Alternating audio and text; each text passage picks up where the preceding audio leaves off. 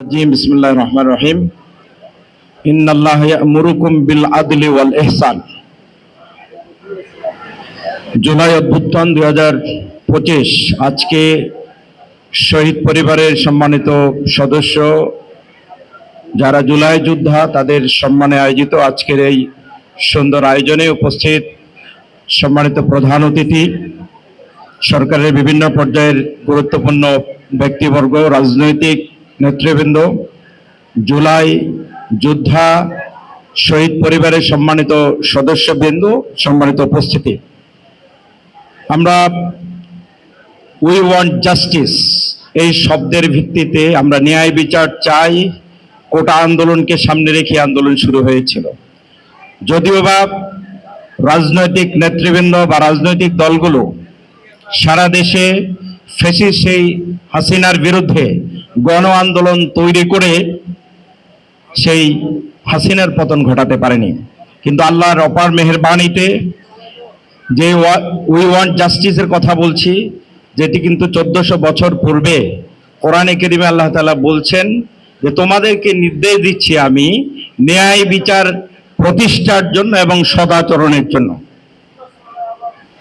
সেই ন্যায় বিচার প্রতিষ্ঠিত না হওয়ার কারণে 17 বছর, 52 বছর, 54 বছর যাই বলছি, সেটির পুঞ্জীভূত যে ক্ষোভ, এই ক্ষোভের বিস্ফোরণ হয়েছিল যে 24 সে আগস্টের 5 তারিখ।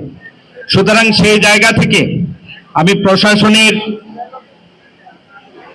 সাথে যারা জড়িত আছেন, রাজনৈতিক নেতৃবৃন্দ যারা আছেন, দেশের যারা যেখানে আছে, আমাদের মধ্যে কারো কারো মধ্যে কর্তৃত্ববাদী চিন্তা, হাম বড়া হে, আমি বড় আপনি কে, বড় রাজনৈতিক দলের নেতৃবৃন্দরা ছোট রাজনৈতিক দলের নেতৃবৃন্দ বা কর্মীদেরকে আমরা হেয় করে কথা বলছি।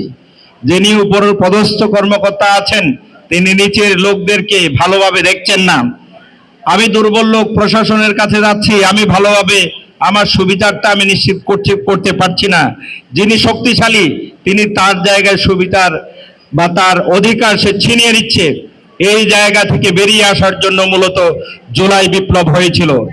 এবং আজকে আমরা যেটি দেখলাম, যেটি অত্যন্ত দুঃখজনক, আমাদের শহীদ পরিবারের সামনে, আহত যোদ্ধাদের সামনে আমরা কিন্তু আমাদের রাগ, আমাদের বড় দল, আমাদের ছোট দল, আমাদের নতুন দল, আমাদের এই জায়গায় নিজেদেরকে কিন্তু আমরা সংযত করতে পারিনি।